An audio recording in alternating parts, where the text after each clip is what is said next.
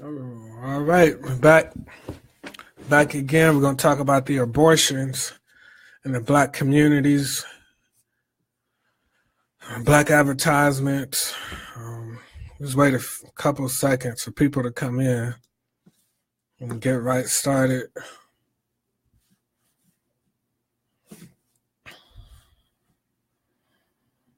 I don't normally do disclaimers, but I'll do a disclaimer for this video.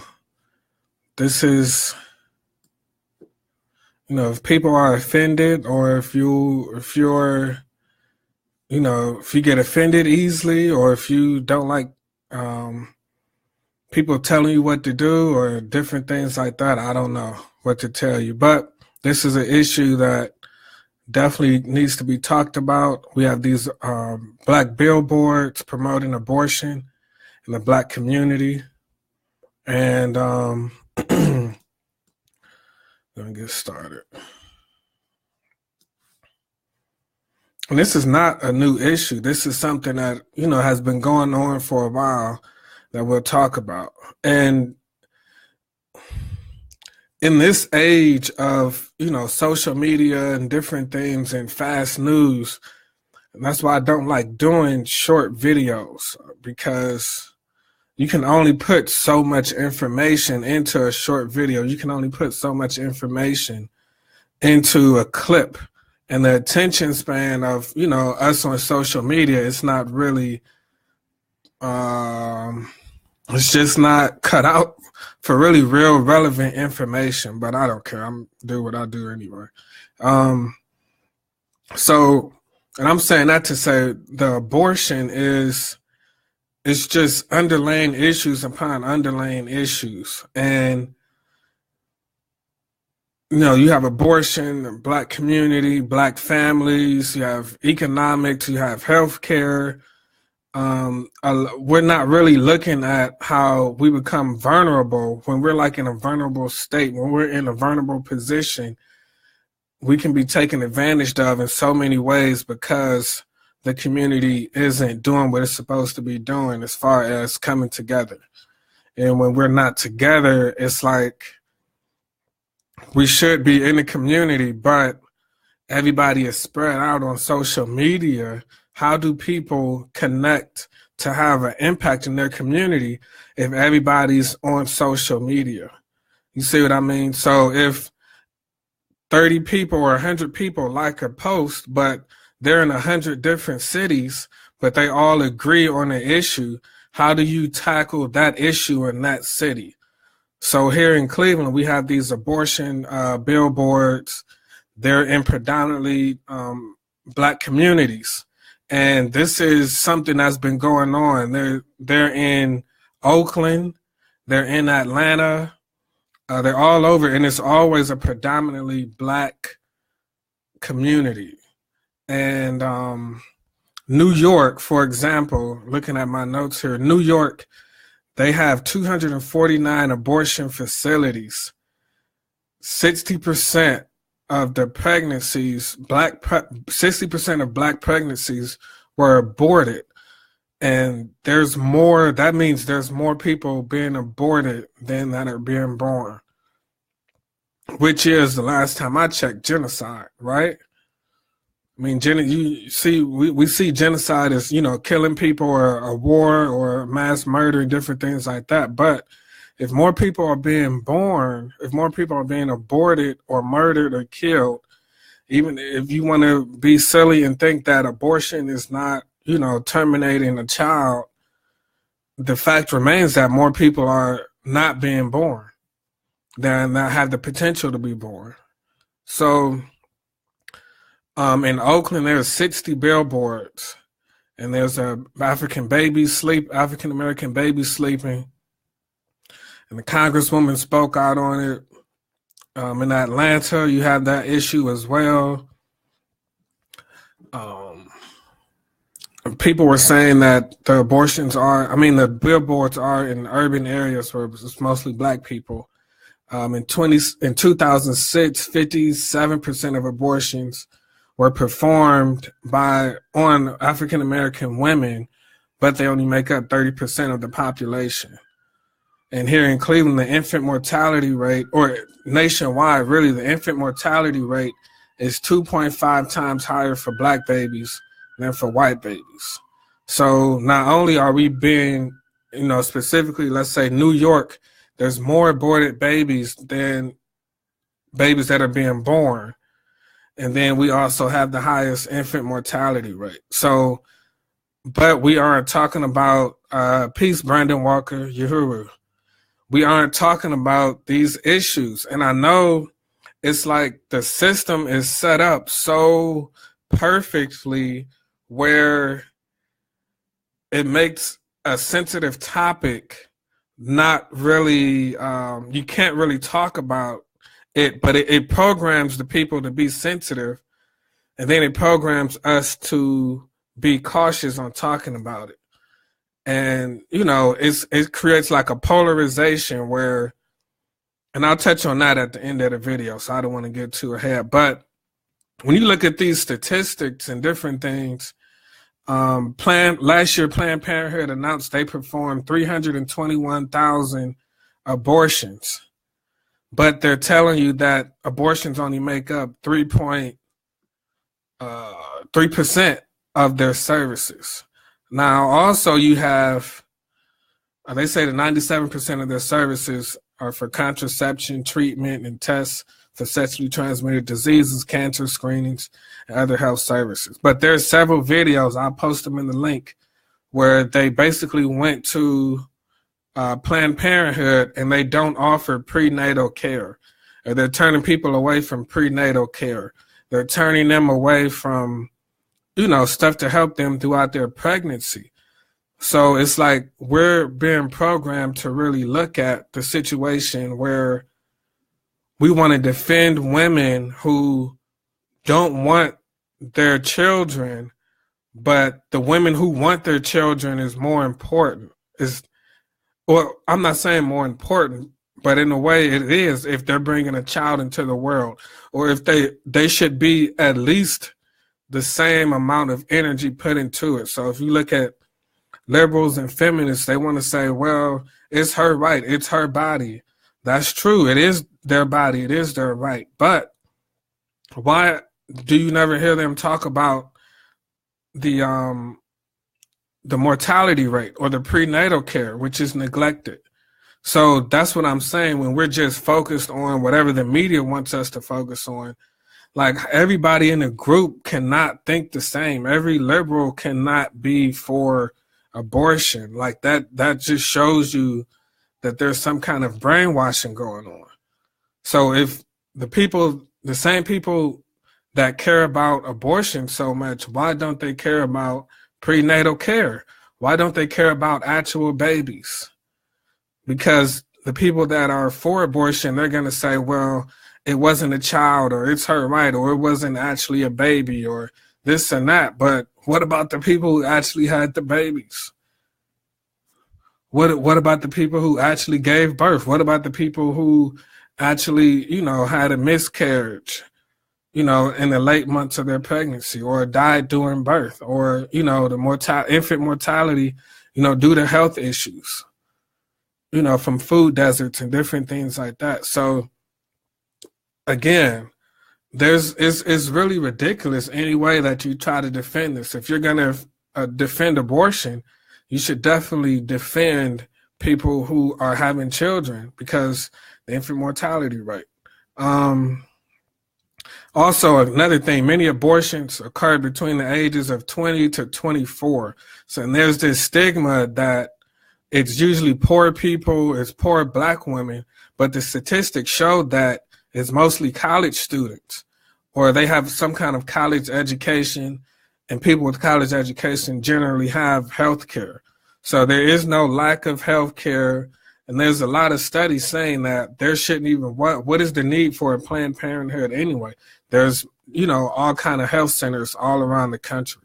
So it's another thing is the liberals and the conservatives. Now, this election that was just in Alabama, there were people that had there was the Doug Jones and the the Moore guy, right? And the conservatives, they were running ads in black communities, and some of those ads were abortion ads, and they were saying that the guy who ended up winning, they were saying, well, he's for abortion, and these were conservatives.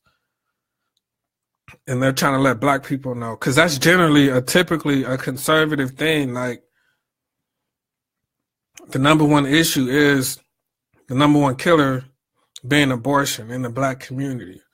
But because it's maybe coming from the conservatives, it's not really looked at as, to be taken serious, because they're typically painted, the conservatives are typically painted as racist. So that's the whole divide and conquer thing. It's not really the people, even though it plays out like the people that's being divided. Is really the ideology and the inability to think for yourself, the inability to think outside of your group, the inability to, okay, I don't want to feel like I'm an outcast, but these are my friends and they have this ideology, or they believe this or they believe that. And, these are people that I hang out with, I go and protest with, but inside you might be feeling something different. You know what I mean? Over 300,000 abortions are being performed by Planned Parenthood, 321,000, as I said earlier. And these abortion ads are typically in the black community. We don't even have to touch on Margaret Sanger and the eugenics and, just the whole past, like even right now. And also there's 37 of the states force doctors to notify or obtain the consent of a parent to have the abortion performed if they're underage. But Planned Parenthood spoke out against that. They're saying it's the child's right. It's, but they're children, people. So that part is kind of interesting, but it's like, how much control are we going to give our us as a society? I'm not saying we want a government or we want a dictator or a tyranny to rule over us, but what I'm saying is we have to be conscious and aware of how much control we put to people that are not ready for that. If a child is not of age, like, we need to focus on how people are having abortions in the first place. But that's too complicated of an issue. And now it's like society, we're becoming more and more complicated issues are boring, complicated issues, they don't really generate hits. But these are really the most important issues, the issues that are at the root of the issues we really talk about. Everything we really talk about is just a surface issue. So if we're having 320,000, 100,000 black babies or babies aborted per year, that's an issue that needs to be discussed. And why are black babies being aborted? Why are those billboards being advertised, in black communities? Why are they not in the suburbs? So again, the whole eugenics stuff, we don't have to get into that, but that's kind of obvious that, that was the agenda. But I just, especially with this channel, I try to caution people, don't just think on the left or on the right, like, just think for yourself. We promote independent thinking because conservatives, this election that was in Alabama, the conservatives were telling people, they played anti-abortion ads on the radio show. But this was the guy that black people voted against. And I'm not saying he should have won, but people weren't going to pay attention because conservatives are painted as racist. But liberals, who are usually, for abortion, but they're not helping prenatal care. They're not helping infant mortality. Our infant mortality rate in the black community is almost 3 times higher than anywhere else. So that's the thing. That's the polarization where, okay, I have this ideology. I'm just going to think this way. So you're just, you want to be liberated, but You want to be liberal, but you only want to think for, okay, I only support abortions, and it's their right. Well, then you want to say, well, it's not fully a baby yet. It's not fully born. But you don't support the babies that are born that die when they're young due to infant mortality. So it's really common sense when you think about it, but the brainwashing is trickled down to where the people that are protesting that believe this stuff, they're thinking that they know better than the media, but really they're still byproducts of the media. And another thing is that Planned Parenthood, there's a big investigation that went on last year. It's probably still going on, but it's a place called StemExpress. And someone had whistleblowers, a white lady. She basically went there and she saw that they were using aborted fetuses from Planned Parenthood. And she's saying that Planned Parenthood is making money off of this. And Planned Parenthood posted they made, I think, between 40 and 60 million last year in profits. And, you know, this white lady is saying that they're making money from the aborted fetuses. And we already know about the the trafficking organs, and the movie Get Out, and, the guy that had his organs taken out and the gym mat and stuff that was found in the school a few years back. So we can't really throw that off the table, that they're not using the number one aborted fetuses and harvest them and making money. So really, if you think about it, the sensitive issues such as abortion, the issues that people try to go, a fake outrage over or say it's a women's right. Some people might look at this and say, well, I'm a man and I can't speak on it. But my mother, I was still born. So that doesn't even make any sense. But the most sensitive issues really are the most important when we tend to not dig deep into it, because it's a fake it's a media controlled mechanism to create a polarization where it's a sensitive topic and people want to shy away from it. Or if you talk about it, you'll be put in a certain category.